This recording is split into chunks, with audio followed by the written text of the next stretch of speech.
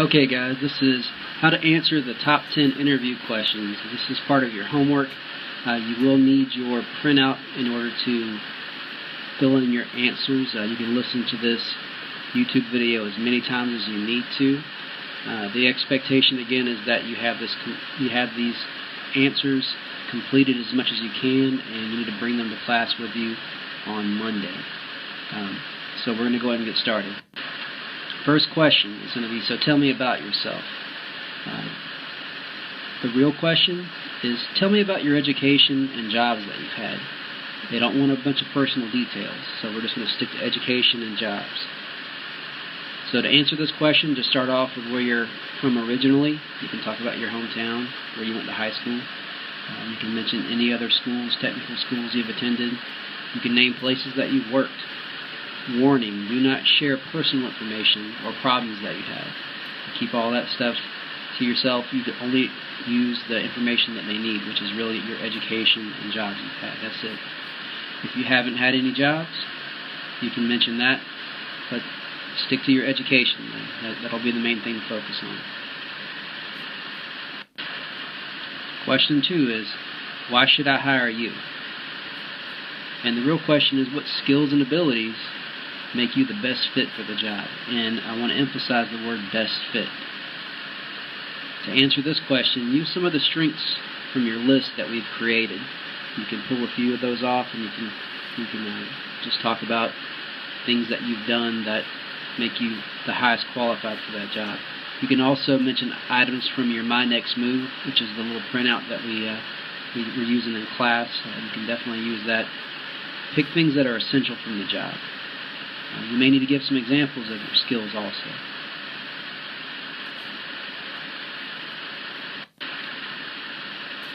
What are your future goals?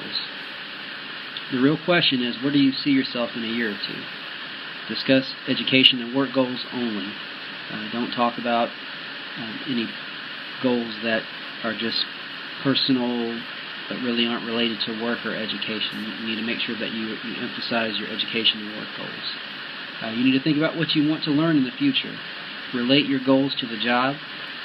The employer needs to get the impression that you're going to be there for a while. This is really a trick question because people say all kinds of goofy stuff with what are your future goals. So it's going to be up to you to make sure that you stick to things that are related to the job or related to education.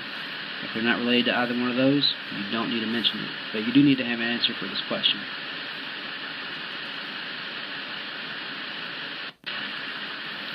Next question is, how do you handle stress? The real question is, how do you relax? So, to answer this question, the first thing that you have to explain is that you're able to handle stress on the job very well. If you're not able to explain that, if you're not able to make them understand that you can handle stress on the job, then most likely they're not going to hire you. If you say that you can't handle stress, they're not going to hire you. Talk about how you relax during your free time whenever you're at home, but keep it appropriate. Again, this is a warning. Don't say you cannot handle stress. Work and stress, they go hand in hand. You got to be ready for that.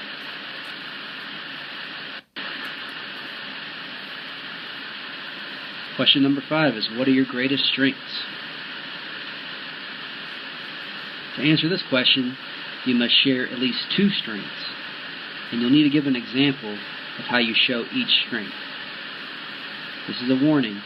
Don't just give a list of strengths. Don't just rattle off like 5 strengths and give no examples, because the interviewer won't believe you. If you can't give any examples, then they won't actually believe that you have those strengths. An example is going to be like, if I'm a very neat and organized person, then maybe I always get top marks on my room checks. Maybe I always know where my gear is whenever I need it in my workstation at work. Maybe I'm a very safe person. An example of that is I always wear my personal protective equipment whenever I'm doing my job. Those are some examples. All right, and also while we're at this point, question number 5, just remember that you can stop this video at any point, and you can go back and look at the questions. And in fact, I would suggest that you do that because I am moving pretty fast, much faster than you could probably write. So just make sure that you go back and look at each question again. I'm pretty much just reading the words verbatim.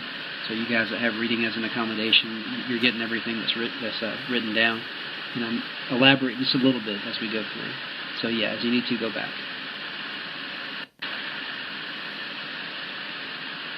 Question number 6. What is your biggest weakness? The real question is, what is something that you're trying to improve upon? To answer this question, think of an area in which you're trying to gain more skill. Give an example of what you do to improve in that area. This is also a trick question, so warning. This is a trick question. You can't say that you don't have any weaknesses, because we all have weaknesses.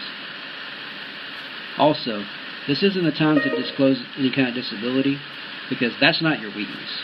That might be something you need an accommodation for, but it's not your weakness.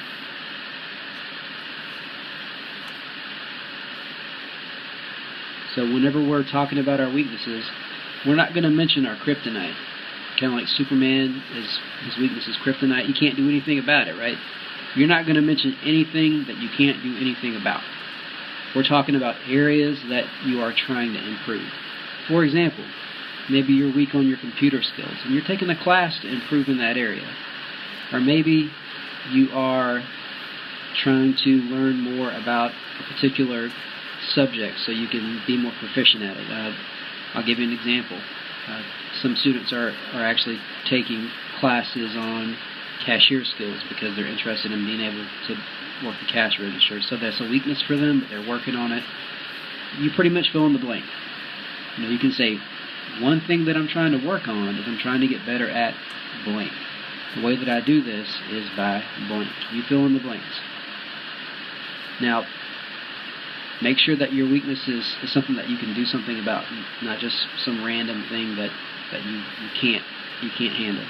And if you just mention a weakness and don't mention a way that you can handle it, or the way that you try to improve, then it's not going to look good. So make sure that you take advantage of this question. This is a chance to show them that you are trying to improve on things. Question number 7. What were your responsibilities in your last job? Pretty easy question for most folks.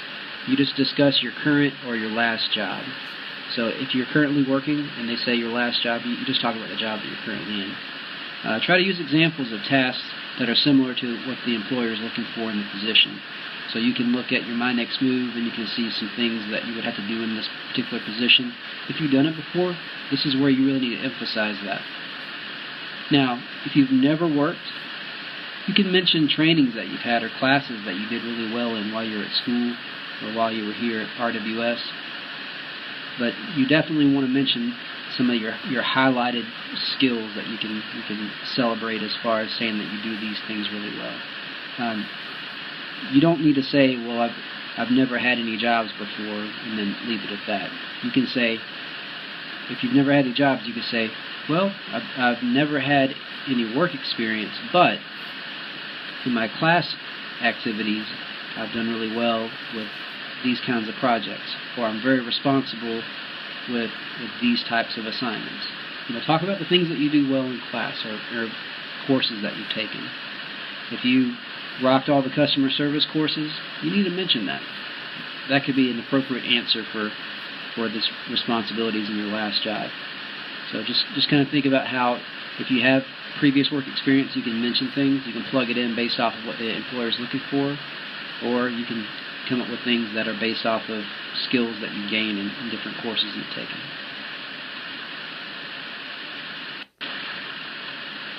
How do you define customer service? This should be a slam dunk for you guys that have taken customer service. If you've taken customer service, I know that you guys have talked about it for weeks and weeks and weeks. You've taken tests on it. You have certifications. Basically, to answer this question, you have to define what customer service looks like to you. What does customer service look like? How do you serve customers? What does good work look like in the type of job that you want to have? I've often had students that were interested in food service. They'll actually go through all the steps of providing a customer service. They'll say, well, one of the first things that I do is I always greet people at the door. and I make sure that they have a nice place to sit, and I ask them what they would like to drink. I offer them a menu, and I make sure that their food is brought to them quickly. And then I always offer them dessert at the end. They kind of walk through what customer service looks like in the setting that they're going to be looking for a job.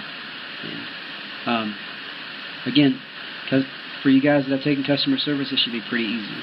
I know that there's a little acronym that you guys use. It's laugh, listen to the customer, ask questions, offer to fix it, and follow up. I've just heard other students that have taken customer service mention this, so that's definitely something that you can use if you remember this laugh thing. For people that haven't taken customer service, it's okay. You can actually use some of the little items I have here. These are just some little blurbs. Like the first one says, customer service is the ability to provide a service or product in a way that has been promised. And then the next one is, customer service is treating others as you would like to be treated yourself. These are just kind of feel-good statements.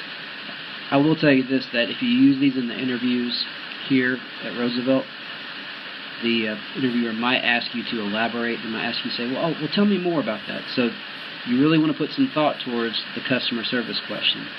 And so even though you might pick one of these, you need to make sure that it represents something that you can discuss. The second one, the customer service is about treating others as you'd like to be treated yourself. That's kind of a golden rule. It's a pretty good one to use. But you can pick anything that you feel is appropriate as far as customer service goes. Just make sure that you have a response to this question.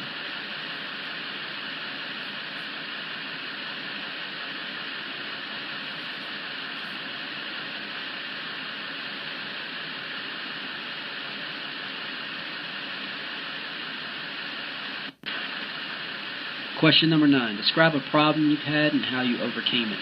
This is by far one of the most difficult questions in an interview, but a lot of people like to ask it.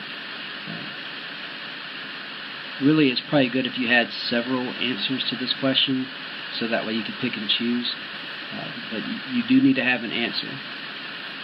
The real question is, name a time when you've solved a problem creatively or worked hard to earn something.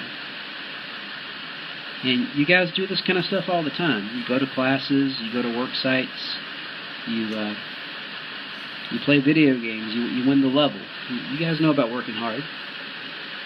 So, to answer this question, think about a time that you worked hard in classes, with your hobbies, with life events. A warning, don't say that you can't think of anything. Again, you need to have an answer. You probably want to have a couple of answers. You probably want to think of one, and then if you think of a better one, write that one down too. I've actually used maybe 3 or 4 answers to the same question to answer most of the questions in an interview before. And it's really useful to have examples of how you've solved a puzzle or overcame a particular problem. One that I always use when discussing with students this question, I always talk about the resumes that you guys do. Whenever I first had this particular position, students weren't doing their own resumes. And then, whenever I came in, I built a template because my supervisor wanted students to do their own resumes, so I built a template for the students to be able to work on it on their own with some guidance. And so that was one way that I solved the problem creatively. Think about a project that you've had before. Think about a time that you've had a barrier in front of you and you really wanted to accomplish something, so you didn't let the barrier hold you back. Life is all about struggle. You should be able to have some kind of example. You probably don't want to make it too personal, but if there are things in your personal life that you've overcome through determination, through hard work, you can mention it. Again, don't say you can't think of anything.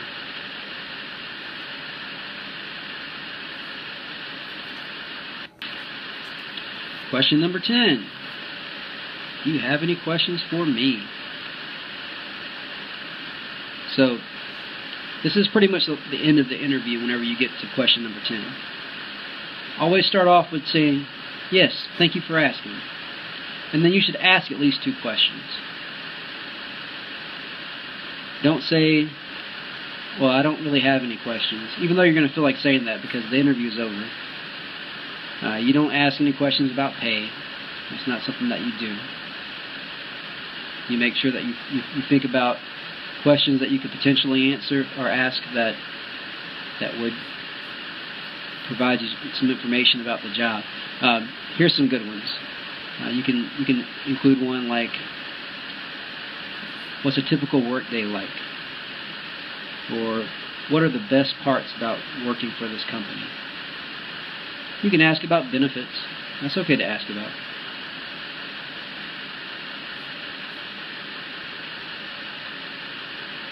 So again, make sure you say, yes, thank you for asking.